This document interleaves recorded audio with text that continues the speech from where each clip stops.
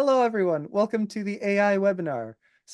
For anyone who doesn't know, I am Beau Pratt. I work at Animation Mentor. I am a mentor, a staff. I was an alumni of the school. I do a little bit of everything at the school. So I'm going to be here moderating and reading out your questions.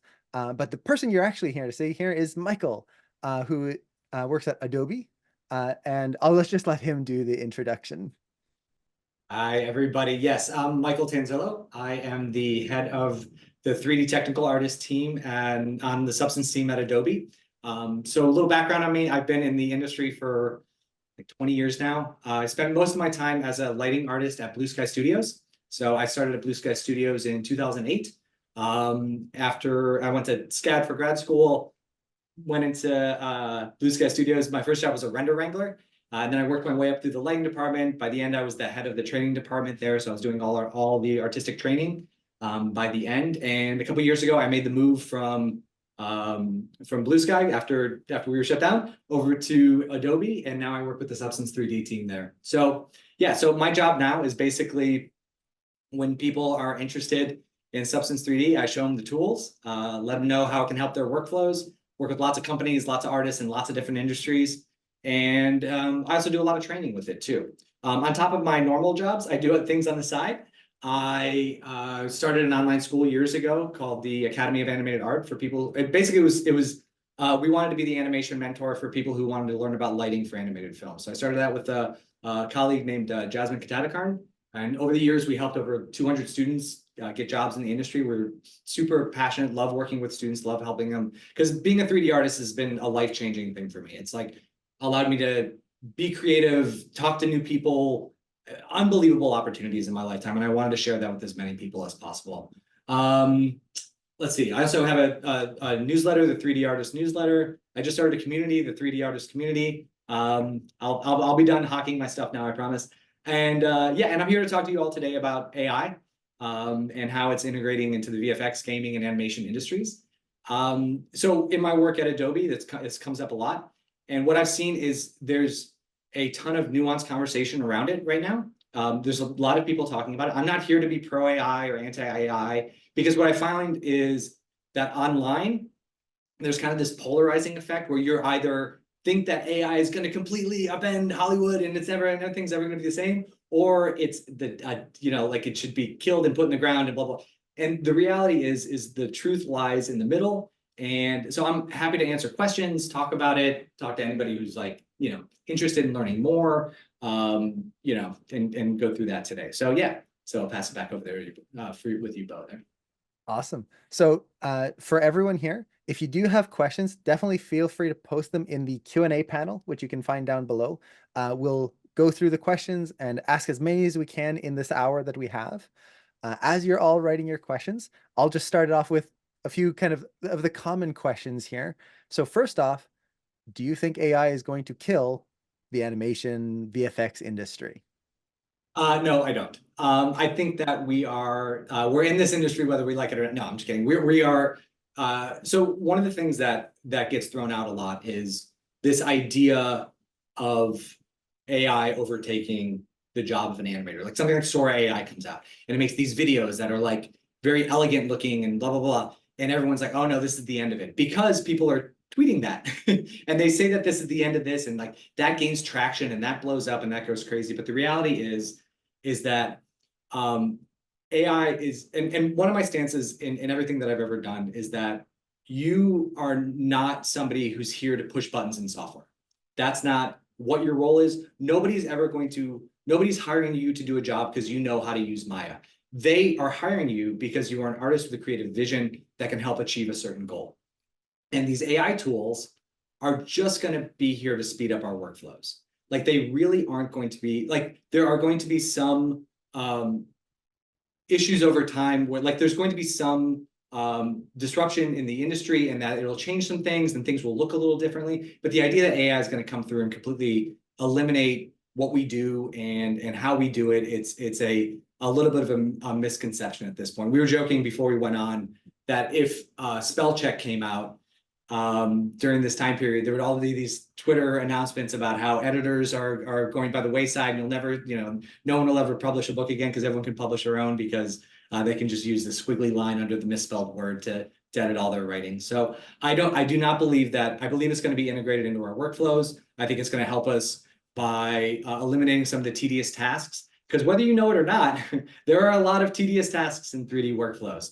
A lot of cleaning up animation rigs, a lot of unwrapping UVs and things that AI tools can help us go forward with. Yeah. And for anyone who's especially younger, just starting out in the industry, like this is something that has kind of come up many times. Like just as an example, like there's the joke about the typewriter and the spell check, but like when I was a student, there was mocap. When mocap came in, my whole graduating class, like when we were students, everyone was going, we're out of a job. Everyone's telling us, the whole industry is telling us there's going to be no need for animators anymore, no need for hand keying because mocap can do it all. And we're still here. And now we use Yeah, mocap as a tool to help us animate faster. I think that's one of the biggest misconceptions that this is, and don't get me wrong, AI is a unique use case, and a lot of it is we just don't know. There's the unseen future that's out there right now, right? But as human beings, we've been through this time and time again. There was the Industrial Revolution, right? That was like that replaced farmhands and different types of work.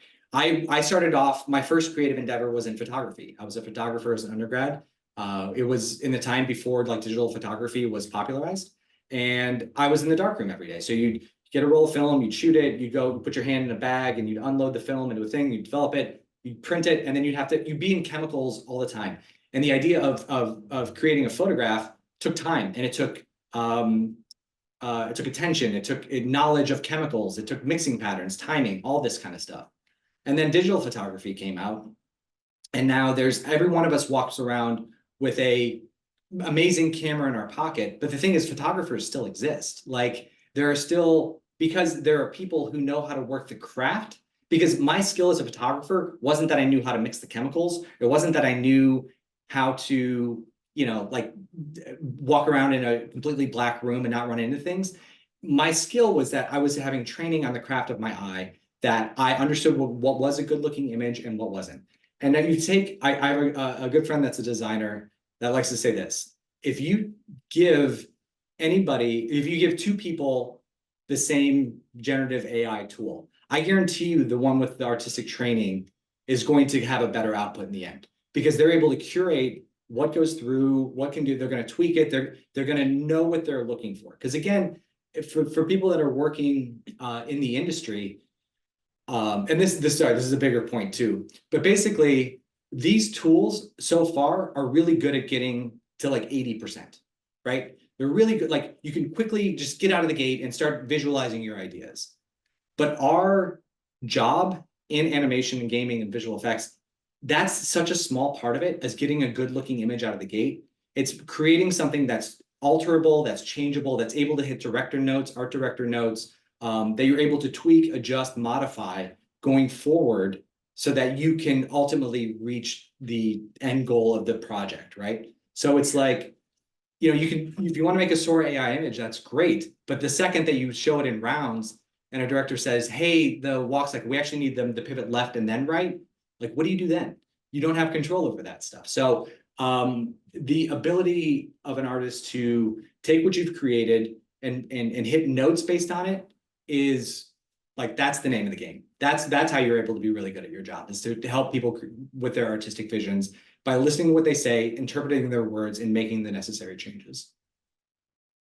That's a really good point. Like, especially as in the industry, especially the film industry, VFX industry, it's not like you're just going, and here's the final product, boom, there, done. There's always these iterations and change this one thing, but keep everything else the same. Yeah. And like, or change everything, but keep this one thing the same. Um, and because of this, like you said, the artistic eye, making sure that we have that ability to see things. One thing that I often get asked and I often see people talking about online is there a need to learn animation? Is there a need to learn art? If I can just type in, make a painting, done. Do I need to learn? the fundamentals of art, the fundamentals of animation, the 12 principles, all of those things, the fundamentals of lighting. Is that something you still feel is going to be useful all the time? 1,000%, like even more useful than it is now. Like, again, going back to the photography reference, right? You can now make like there open Instagram, don't open Instagram on your phones right now. Wait until after this is over. Open Instagram on your phone and recognize that there are thousands, like millions of photos that are being produced at any given moment.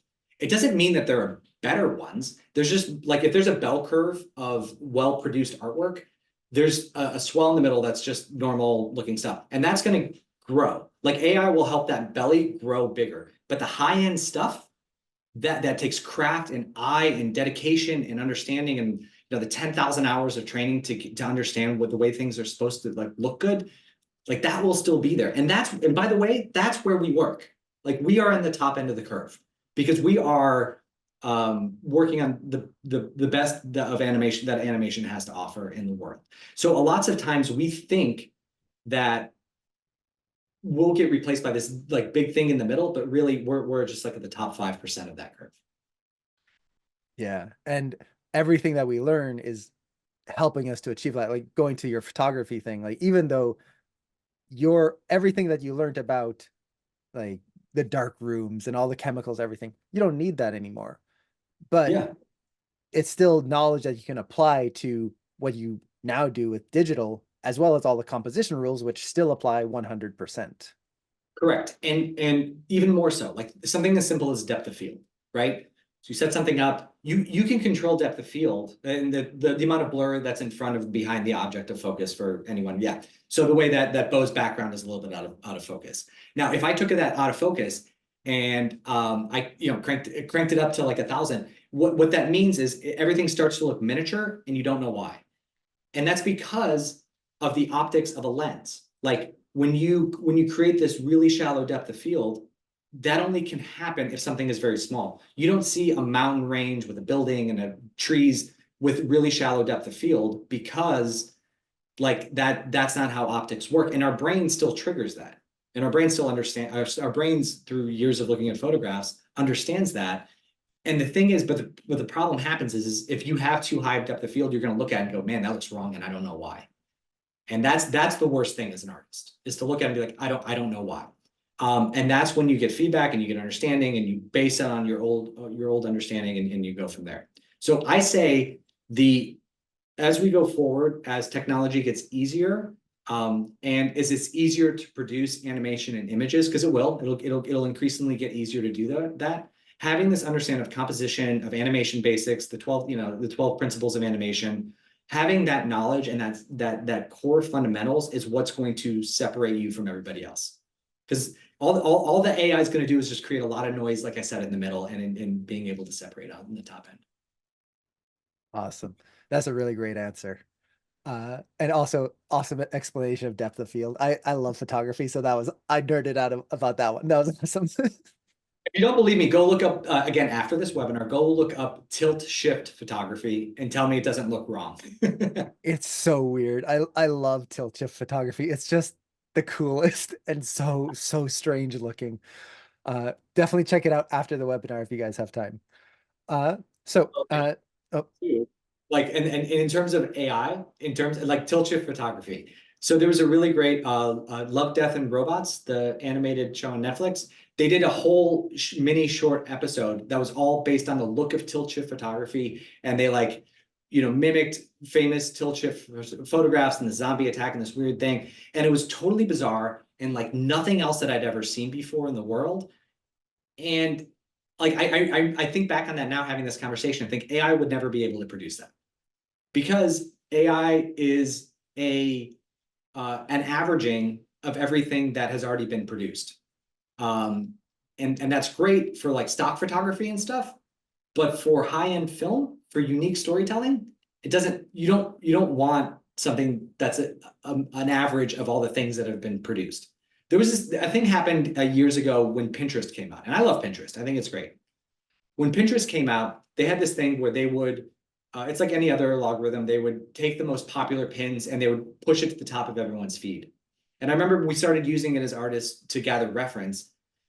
And after like after Pinterest came out, it was like, why does everyone have the same reference imagery? Like, why am I seeing the same chair in every mood board? Like, what is going on? And it's because of this like averaging of information. So we actually got away from using Pinterest as a tool because you realized that it was just filtering everything, and everything was because it was just doing it by what's most popular.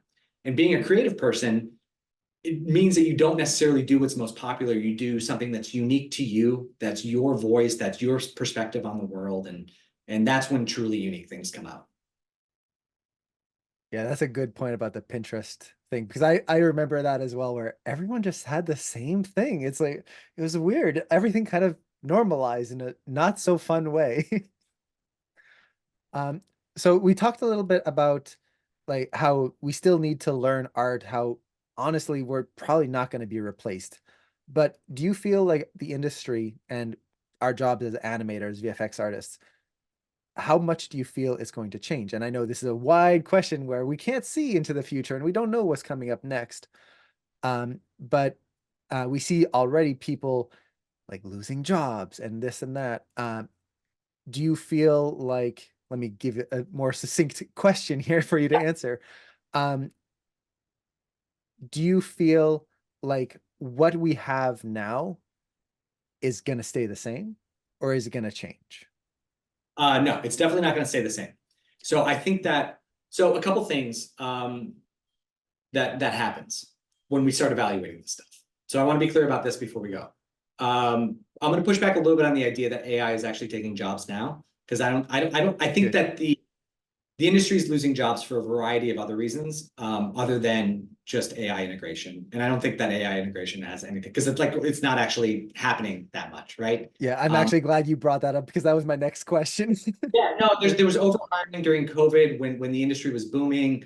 There's some other factors that go into it, just general economic issues, the writer's strike. There's a lot that goes into what's going on in the industry right now. In terms of the future and how things are going to develop, I think that workflows will get. I think workflows will go faster. I think that we'll be able to eliminate some of the tedious portions of this. The idea of, and I remember when I worked at Blue Sky, the average. There was a time when the output of each animator was about like, let's say like a second or a couple seconds of animation per week, right? And we'll be able to increase that. Like there'll be some workflow changes that will be able to increase the amount that we're able to animate. So what will happen is there will be like less animators that will be required for an individual project, right? That will happen.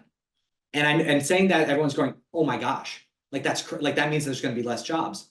But what that means is the cost of producing a film is going to come down, right? And where we are right now in the industry is there's only a handful of companies that are able to come up with a budget of 120 to 150 million dollars. The Pixars, the Sonys, the Illumination, like there's a handful of them who can come up with that amount of funds to produce a film that will hopefully make money for them, right? That they're able to take that risk, because that is what filmmaking is. You pay a lot of money for one individual product and hope to God it's good, because that is that. And if it doesn't, then it's everything's in trouble. So what's going to happen is like, okay, so less animators, less lighting artists, less of everybody to do things. The budgets will come down, and the crews will get smaller too. But the other side of it, and again, we assume that the same number of films and content and everything will be the same.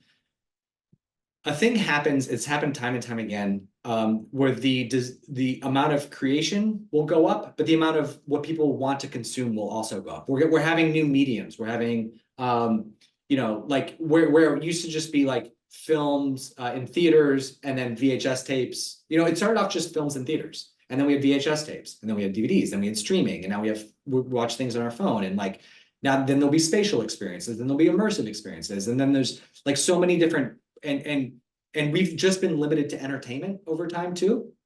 There's all these other product companies that are now like as the costs come down, more people are going to be able to afford to produce 3D centric things, and there'll be more opportunities for us. Here's the other part of it that I've never said this out loud, but something else too. Because if we're being honest about what the pipeline is today and why my job, like at Blue Sky, when I was a lighting artist, I was one of like 40 lighting artists.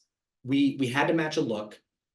a few of us, if you were lucky, you really got to impact the look of the film. And as an animator, it's like you have to match somebody else's vision. You're, especially if you're like a junior artist, you have to match your lead and the senior artist and then the animation supervisor and the art director and the director. You have to match like what everybody else is telling you. So really, you're just producing based on other people's vision, which is great. It's a dream come true job, to be clear. But as crews get smaller, you're going to have more say over what the final product is. Like that's just the way it is. There's going to be less voices in the room. You're going to be drowned out less. There's more opportunity for you, not necessarily to be somebody who's on the assembly line making the thing, but you're going to have more say over the artistic output of the actual product. So that's my take on that. That's my thoughts on the future. Sorry, that was long-winded, but Oh no, that was perfect. And yes. I'm glad you like right at the start you talked about like the jobs, because that's something I see quite often is everyone going, AI is causing everyone to lose jobs. But AI has just started, and like you said, all of these jobs just so coincide with AI coming out for a lot of it. Yeah, So for anyone, yeah, it's oh, not, it's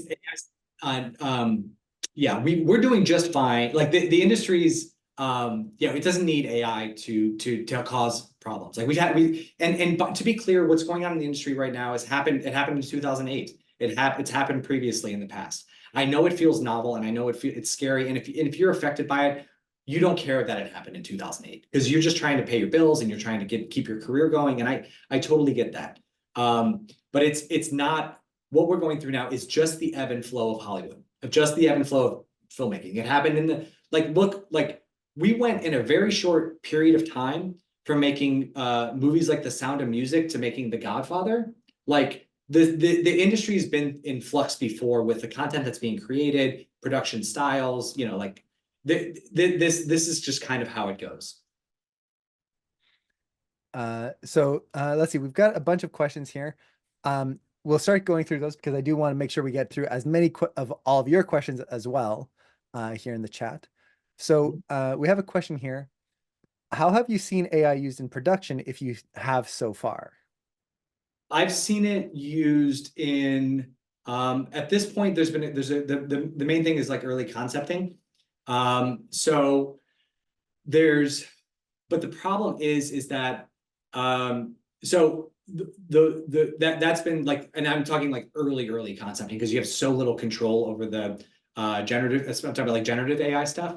You have so little control over it, so it's just like quickly a quick idea for something. One of the workflows that I've been working with is because again, like nobody wants that feeling of pulling the slot machine and just seeing what Gen AI gives you. Like as an artist, I can't work with that. That just drives me crazy.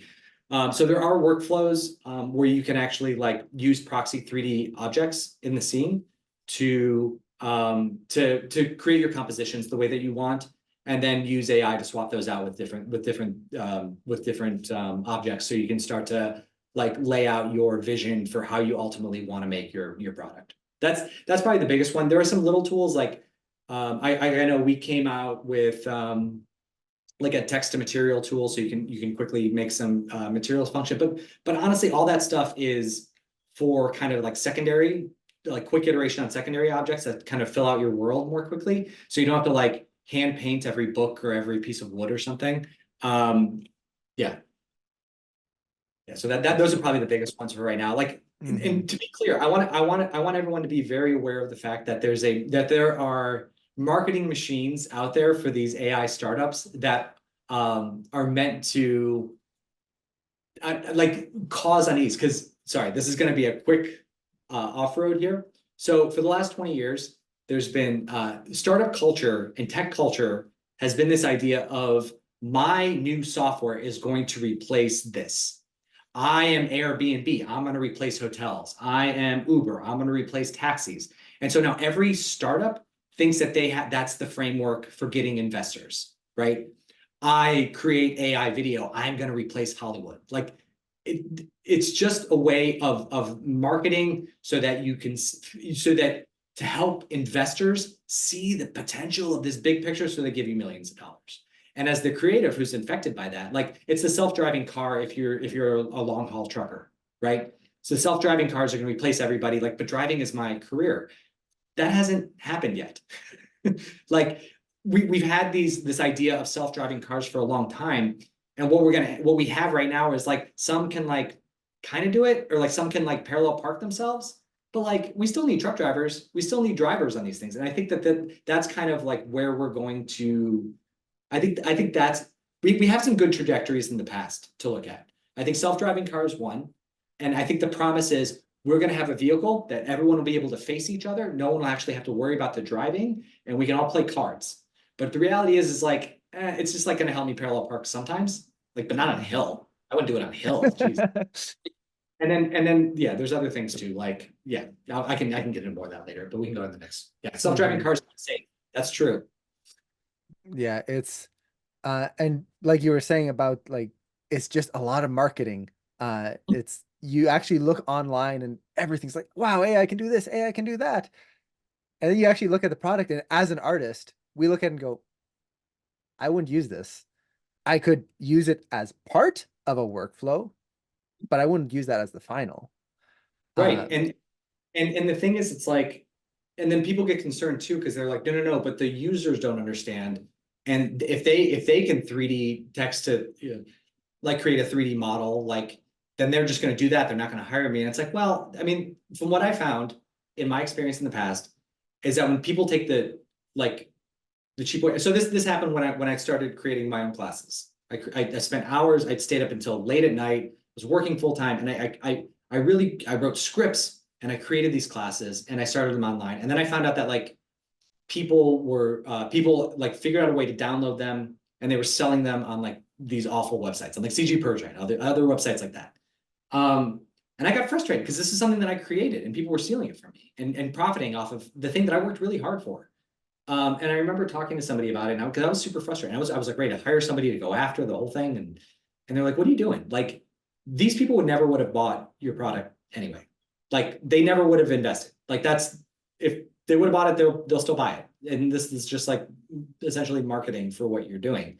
So the idea that people are just going to use these like the people who are hiring you now are going to go to other avenues to text prompt 3D models and then do it themselves is not the case. Because I can tell you this right now, from working with big companies,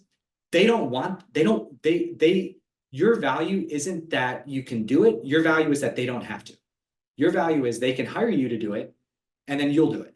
And how you do it is up to you. So you can use those tools if you want. They actively don't care. They just want to be like, we want this final thing. You are the creative person who does it. How much does it cost? Okay, great, do it. And then they can move on to the next thing. And so that's part of it too. that's an awesome answer. Uh, so let's keep going here. These answers are awesome, by the way. I love how in depth you're going. So as animators, what do you recommend us to implement or study to be prepared for the future working with AI? I think the future for specifically for animation is still so open. It's so open. In that there isn't really anything specifically for animation in AI yet. I mean, like you see like silly videos of people dancing on stage and swapping different people out, but like it's all janky and weird. Um, so for you all, I would say the thing that you can do right now is just be curious. Be cautiously curious, but be curious. What I'm seeing a lot of right now is people just saying, absolutely not.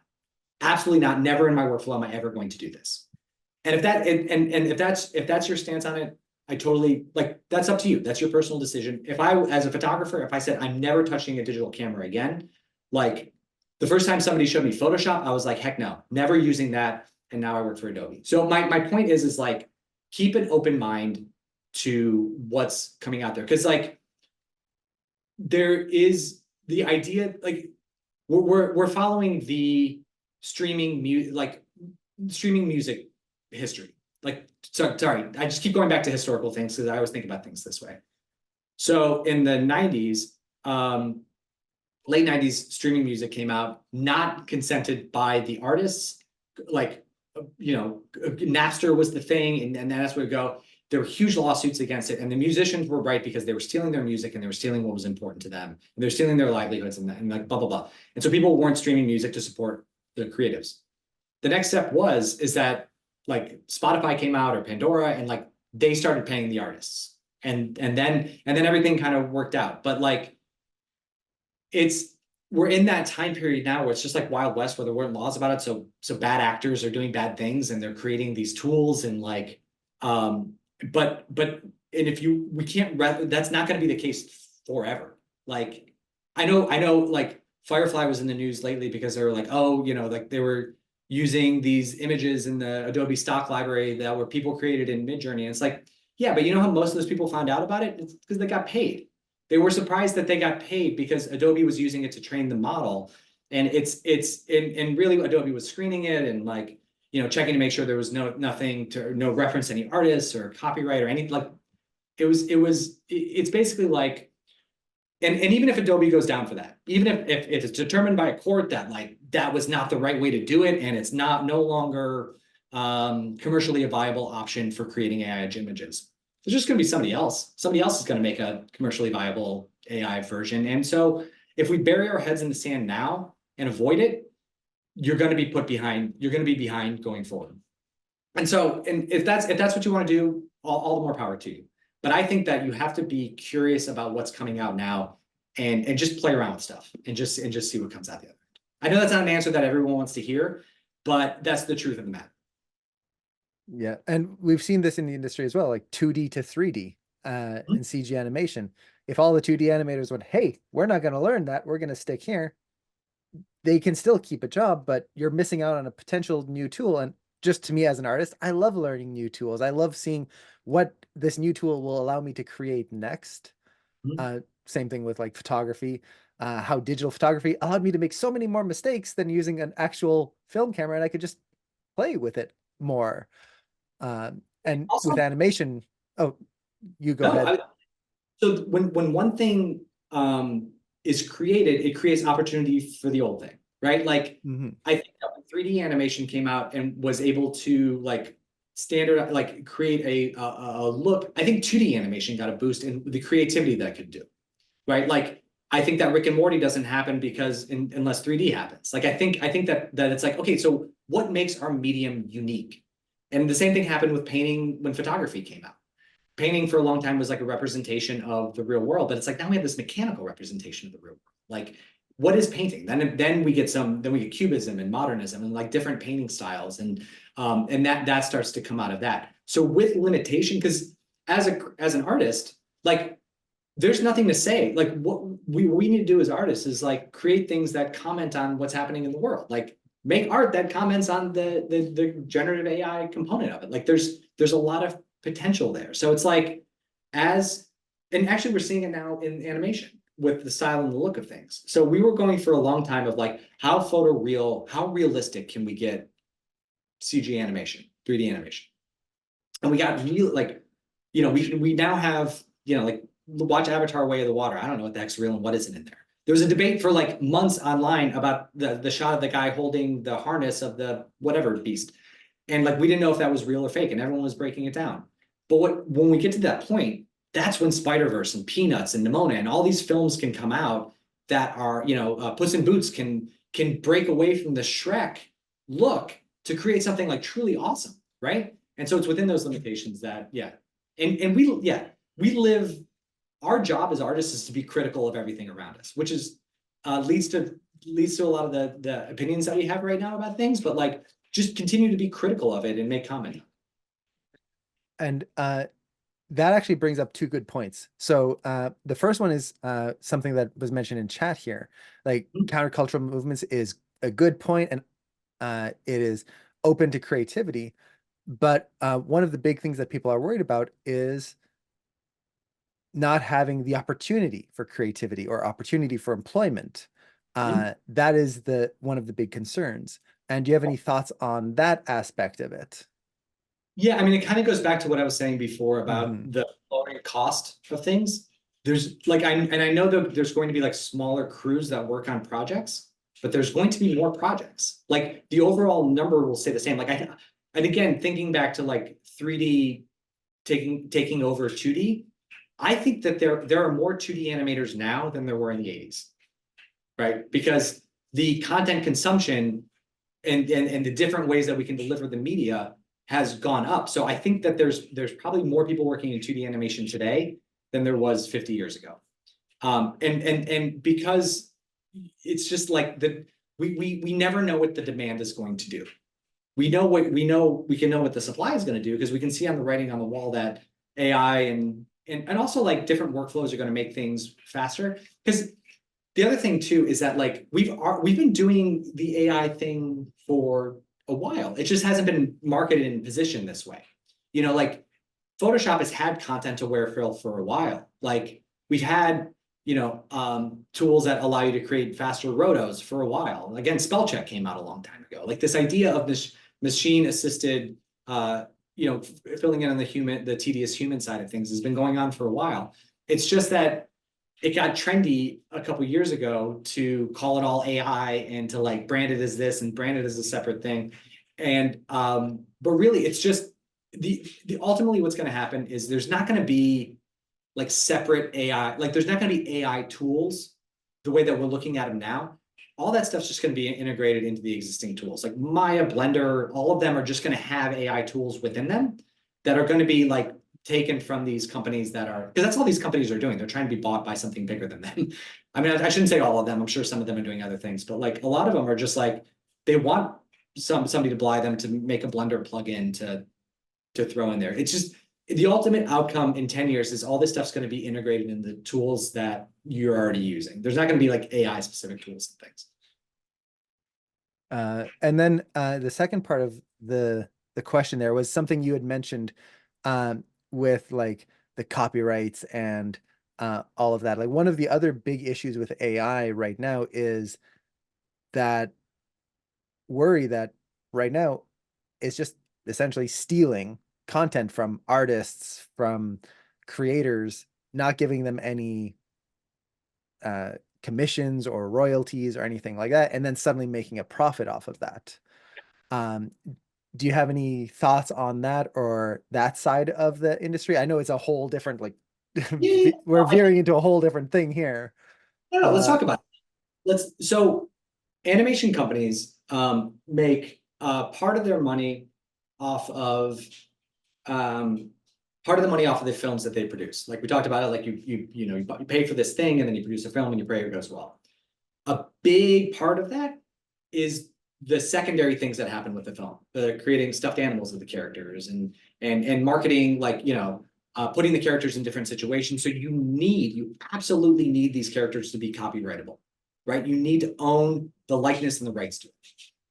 And there's a big question right now as to whether or not AI generated images are copyrightable, right? Because of like some of the bad actors that have created these tools in the background. So I think for me personally, what I'm seeing right now is that the major studios that are producing animated content are not using AI, not using generative AI in their actual final concepting of anything. They're still hiring artists to do all the character designs, environment designs, every part of the thing, especially what's actually going in the film, because the biggest thing that could torpedo the profits of a film is that you can't copyright it, right? Like, and if something calls out, and so right now they're just saying like, okay, until that gets worked out, we're gonna pause on doing some of this stuff until that gets worked out. So I think the copyrightable version of the copyright thing is going to be a big deal for these companies, and we still have there's still some question as to whether or not how that'll get worked out. Mm-hmm. And do you have any thoughts, especially something I see dealing with students is a lot of students just having that fear of what's the point of learning art, of learning to draw, of learning to paint when someone else is just going to steal my painting and make money off of it, and I lose out, and someone's Yeah, just stolen all the work I put in. What yeah, do you have any like advice on keeping that motivation and still continuing into learning this thing? yeah. Because I think yes, because I get that sentiment, right? Like, what's the point if somebody can just steal it? Um, People have been able to steal it for a while now. Like AI is not going to change that. Like people have stolen artwork for centuries. But the idea is that I think that people undervalue what is unique to them. Like you are the only one that can make the artwork that you can create based on your past experiences, based on your training, based on what you know and what you do. And I think that, well, I'm gonna answer this question twice. So once is, you are a unique individual who can only make the art that you're going to make, and therefore you should continue pushing it if you feel that's what's right for you. And I feel that's what's right for me. Like I'm not going to stop creating because there's there's an opportunity that somebody might steal my work. People have already stolen my work time and time again.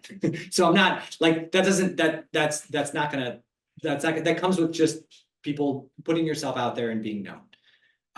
And like I said, AI, the web, like it's existed long before that.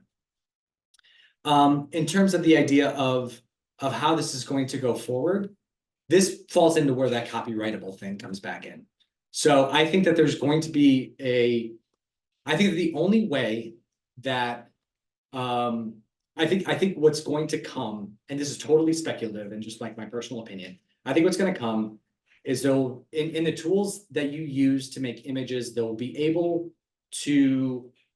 able to put in the metadata that you don't want this to be used in the training of any content going forward, right? You put it out there, it'll exist in the metadata. The companies that are able, like when they figure out the copyright thing, there will be companies that can make AI generated data that is copyrightable. And the thing that will make them be able to do that is that they can prove that they're reading that metadata information, right? Now, there's questions of like, what happens if you screenshot that? Can you use that or whatever? We're still working that out. But I think that's ultimately where it's going to go. And it's going to matter because like the same way that somebody can screenshot your work today and put it in a stock library, a stock photo library, right? But there's going to be ways for you to, I think there will become ways to protect your own work in metadata. And Adobe's already doing that. Like we're already working. I knew I was going to forget the name of this. I always do this. There's an initiative that Adobe's helping lead that's like the integrity of image creation. That's basic around this idea of putting information in the metadata that would both that's going to tell you how the image was created. So you know if something you're looking at used AI at all. And if so, how it was used and what it was sourcing and all that stuff. But I also think that going forward, there'll be a way to flag something as like, don't put this in any render engine. Now, there will be like, if you put something online, again, you run the risk of somebody taking your work either way. But it's just whether or not like it's copyrightable or not. And that should be up to you as the creator. Yeah. And just kind of a note for people who I've also seen people worry about, like, well, an AI artist prompter, whatever term people want to use, they just type in something and in 5 minutes they can make a picture that's beautifully rendered and amazing. The fingers might be a little wonky, but it's looking so beautiful. Look at all the lighting. And I can only make a doodle and I can only draw like something that's childish in comparison.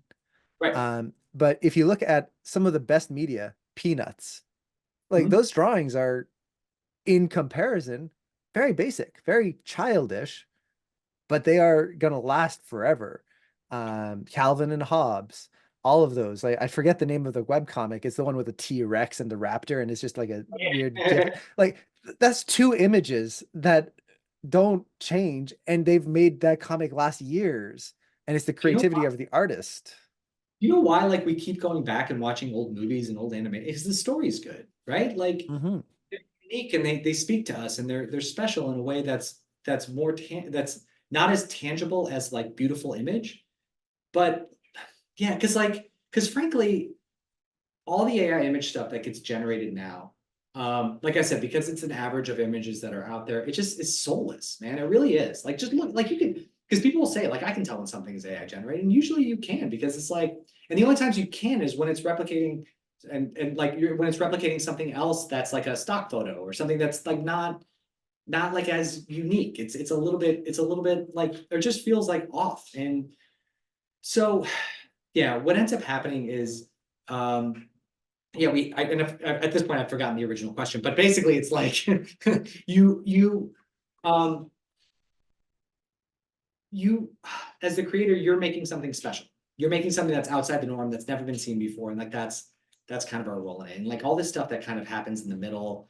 Yeah, like if and by the way, like okay, so someone can write in a text prompt and generate a thing in a couple minutes, but like again, at the end of the day, if you've taken the time to learn drawing, to learn composition, to learn what looks good, to learn what the principles of image making are, then you can use your workflows in coincide with this, like to coincide with this generative AI model. So like it's going to end up being like a back and forth. Like I'm working on a workflow now where I'm trying to like come up with a workflow to control lighting inside of generative AI images, right? So I'm like, it's a long story of how I'm doing it, but basically that's what I'm trying right now because I'm tired of not having control over it.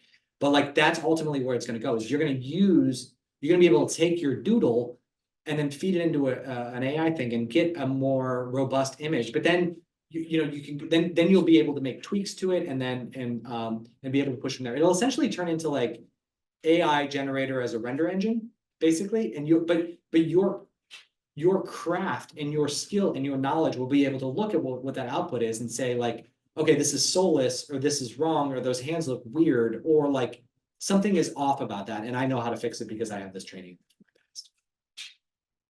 That's awesome. Uh, I think we meandered around the original question there, but I think we got No, there in the end. um, uh, I think just I both of us were just kind of going around. Yeah, and I just saw something pop up in the chat window because I got that open. As an animator isn't telling stories, they're bringing someone else's vision to life. Everybody on an animated project is telling the story. Whether you're a lighter, rigging artist, we're all telling the story. Now we're telling the director's story. We're telling the vision of a version of the story that they want, but all of us are telling the story in the visuals that we're doing. So I just wanted to comment on that. Like there is a part of it in everything that we're in what we're doing. Mhm.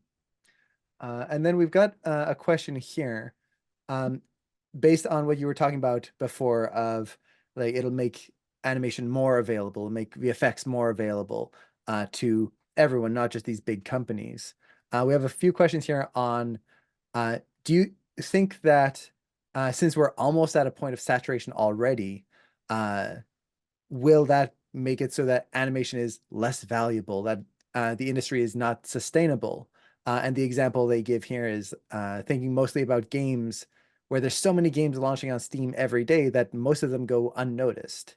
If we can Mhm. produce 10 times the projects just by using the current workforce, it sounds unusable and unsustainable.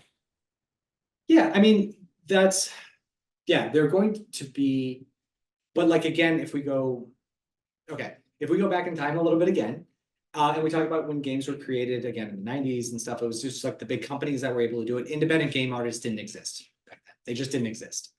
Where now we have the potential for an independent game artist or a small studio or a non-AAA company to create something that goes boom.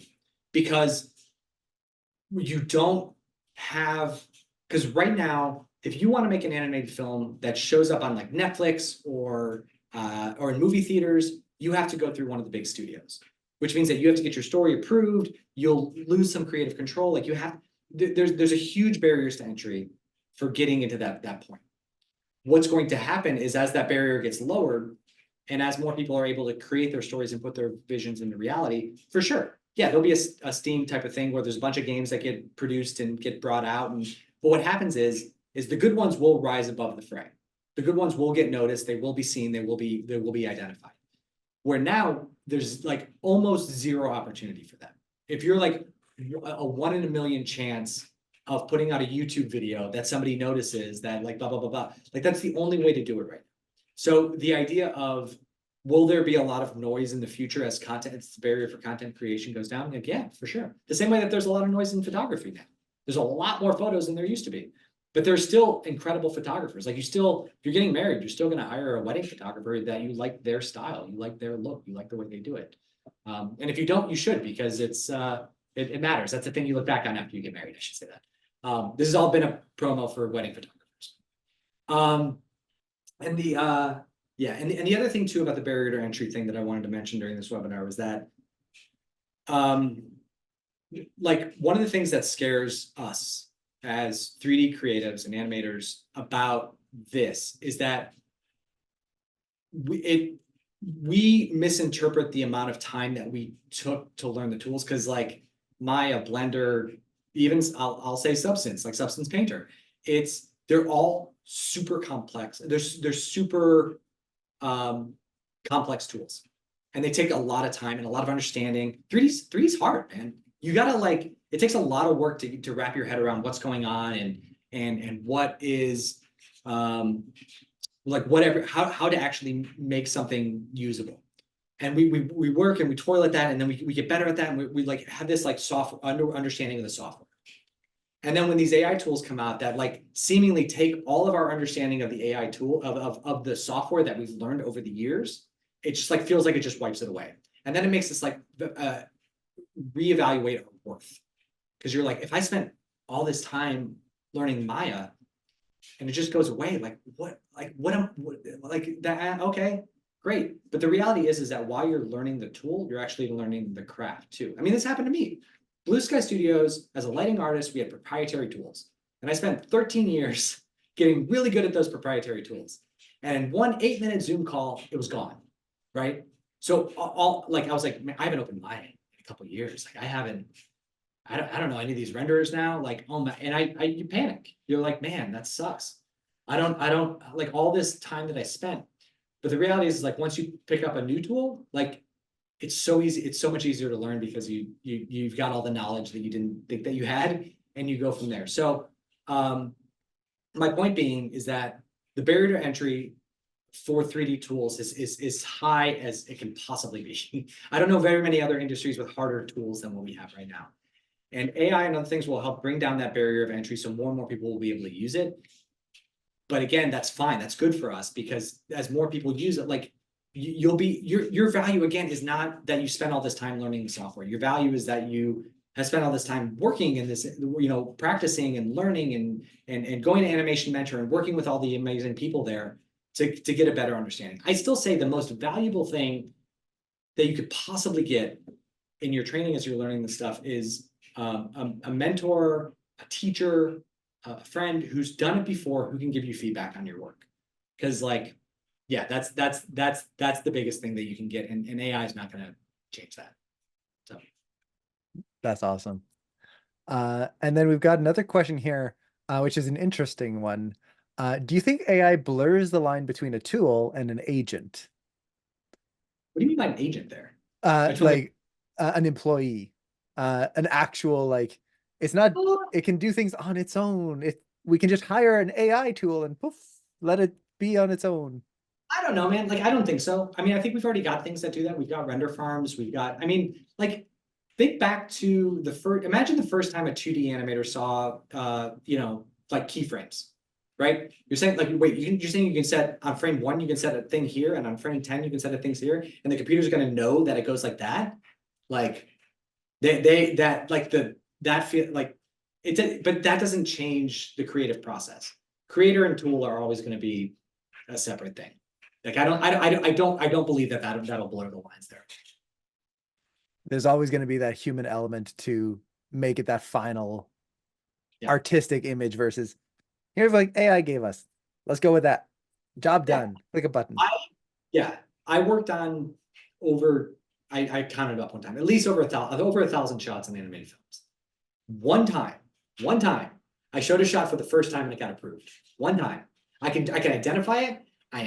It's in the film Epic. It's Bomba, is that his name? Yeah. The dad reading a book. And I showed it and they're like, yeah, it looks great. Move on. I was like, what? That has never happened before outside of it. In the 10 films that I worked on, never happened again. And that's because what we do is we again work on the feedback and the iterations and that's another thing to mention too. Like a big barrier, like what's slowing down, what the thing that makes making an animated movie take so long isn't the fact that we're not able to produce images quickly. That's not the barrier.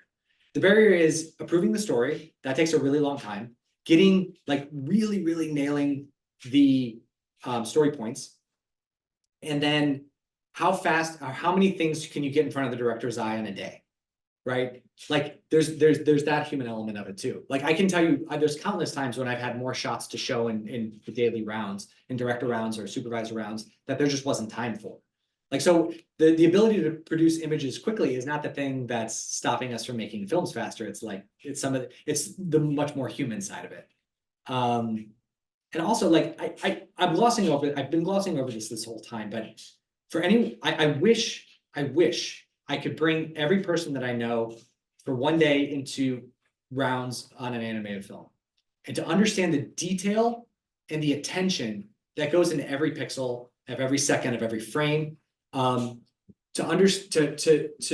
know that what, and I'm not saying it can't get there because AI is, you know, growing rapidly, and like I said, but like the amount of detail that goes into everything that gets analyzed, that makes a Pixar movie look and feel so cohesive and sound and allow you to focus on the story and not get distracted by weird technical glitches in it. It's so high, and it's such a high bar to hit that AI can't get there in a, I don't know. I don't think I personally don't think it'll ever get there, because I think that we're really weird creatures. The things we like are weird. I think that the way that we behave is weird. It's why, again, think about self-driving cars with this stuff.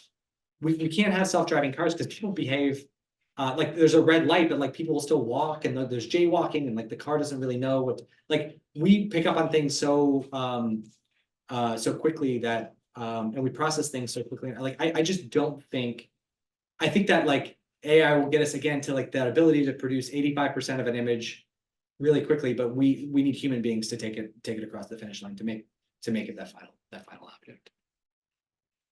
And then we have a question here, which kind of goes into what you were just talking about. With the use of AI, should animators become more generalist, or more of a generalist role, instead of focusing on one specific skill?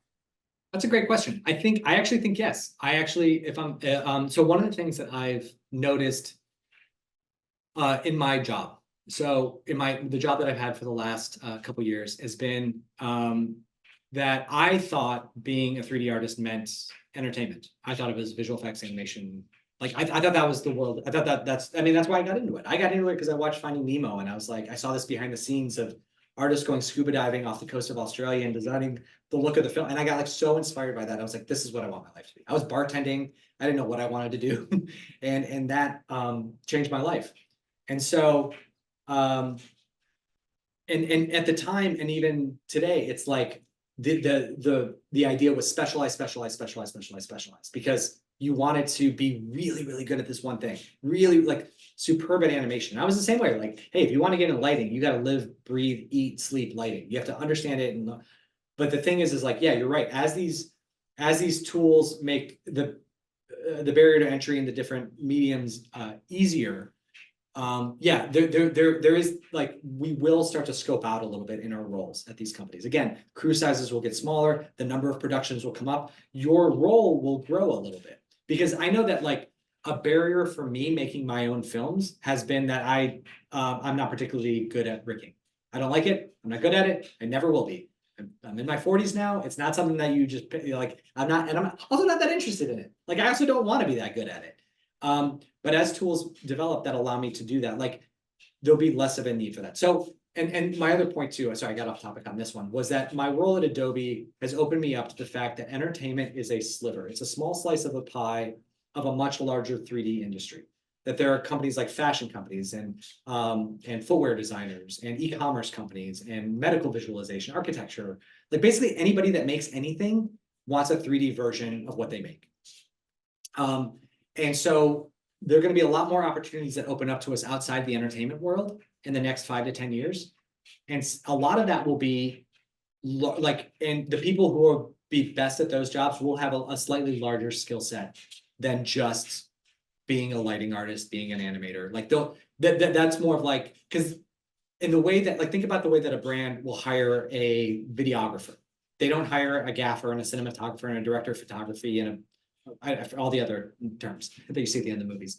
But like, instead they hire a videographer, and then they do most of it with the help of a couple of other people. Same thing with 3D creation. They're going to hire 3D creators, and like you'll have a small team and but your scope will I think this is the first time in my time in the industry that I'm saying that I think that like being a little bit broader in your skills is a good thing. Yeah, I could also see it being one of those things that even though you specialize, it will Mhm. be just a wider range of things that kind of get conglomerated together. So, for example, in the old 2D days, you had to have an animator who drew all the keys, and that was the animator's job.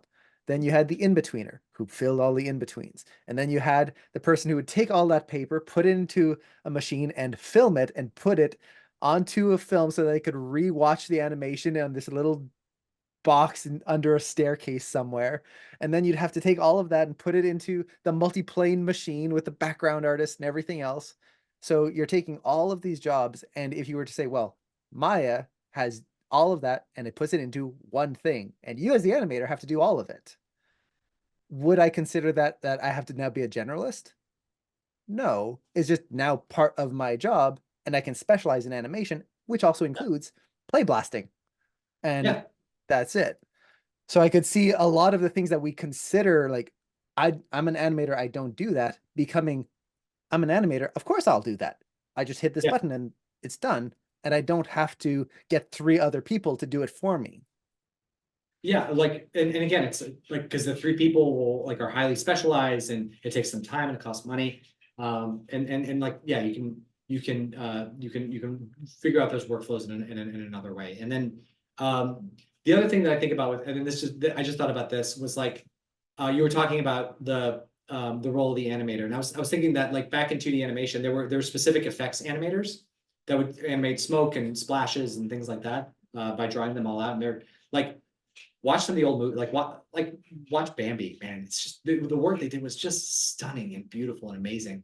And if you showed them Sims, like imagine Houdini came out now in this world of like it would be like goodbye 2D effects artists. We're gonna like, and they would show these incredible Sims, and you'd be like, oh my gosh, all you have to do is say that's water and put a box, and then it's like you've got the ocean, and that's it. But like sit in effects rounds, like understand the performance that the water flow has and like the beats that it has to hit and the notes that they have to hit. And like the only people that have the skill set to do that are the same people who drew the water. And it's just they just have to learn a new tool in order to meet the new look of the thing. And so it's like again, the and mocap is a great example though. Like motion capture was like talk to anybody that worked on Lord of the Rings as an animator. And because all the PR stuff is all like, oh, we put any, circus in a suit and he, did his thing. And then they'll show the final film and like, look at that. It just went straight there. We didn't need animators.